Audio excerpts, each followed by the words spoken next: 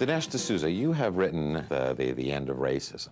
We'll get into in much detail what you have to say here. But I mean, you start from really almost turning a lot of the liberal analysis of racism on its ear by claiming that racist society, as we've known it historically, and a lot of the defenses the black community has put up against a racist society are out of date, outmoded, that they're no longer needed.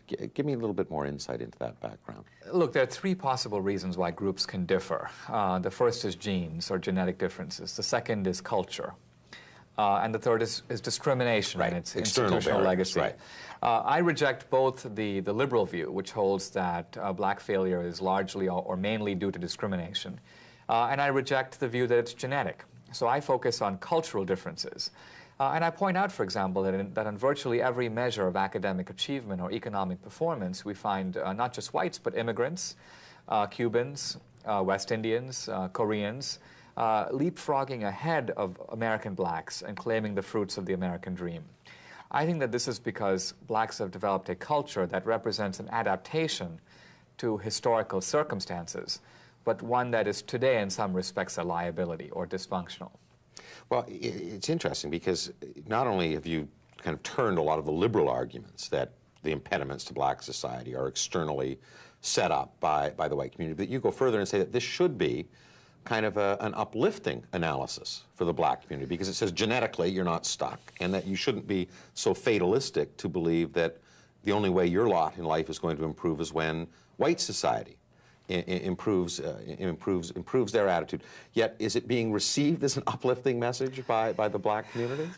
Well, Thomas Sowell, the black writer, says of this book that The End of Racism is a heartbreaking book because the truth is heartbreaking. It is a tough book, as I say, and yet it's a hopeful book because if our problems are in our genes, we can't do anything about them. And if the problems of blacks are due to white racism, I don't know of any way, even if we could magically get rid of white racism overnight, this would do nothing to increase black test scores, improve black savings rates or black rates of business formation, or strengthen black families, or reduce black-on-black crime. Those are the most serious problems facing blacks. Now, for a generation, people have said you cannot point to these problems because to do so is blaming the victim. Right. When Daniel Patrick Moynihan wrote his report on the black family in the 60s, the illegitimacy rate for blacks was 25%.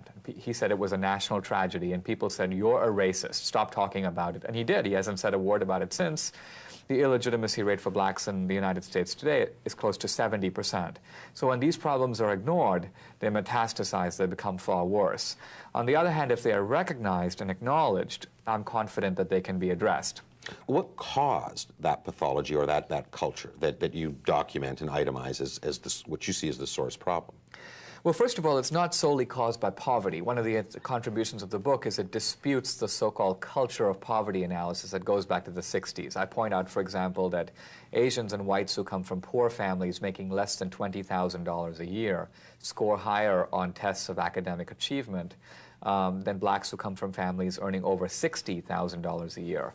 I point out that poor blacks have a much higher illegitimacy rate than poor whites, for example, and so on. I think one of the reasons for this is that blacks have had a unique experience in the United States, differing from that of immigrants. And it's not surprising that as a result of that experience, blacks have developed a culture, a set of attitudes, values, behaviors that are formed out of the crucible of that experience. For example, I point out that while Americans have traditionally been hostile to the federal government, viewing it as the enemy of rights. For blacks, the federal government has been a deliverer of rights, a provider of rights. It was the federal government that ended both slavery and segregation and played a crucial role in employing a lot of blacks in this century. It was the main force behind affirmative action, for example. Many blacks owe their middle-class status to the government. So it's not surprising that blacks have a cultural orientation that looks at government sympathetically. You know, we have recently this million-man march on Washington. Blacks always marching on Washington. Looking to the government for answers. Meanwhile, other groups are setting up entrepreneurial associations, rotating credit systems, and within a generation their daughters are valedictorians and they have moved to the suburbs. I think that we need to realize that the government is today not in a very good position to address these problems. It doesn't have the resources, and public confidence in the government is at an all-time low.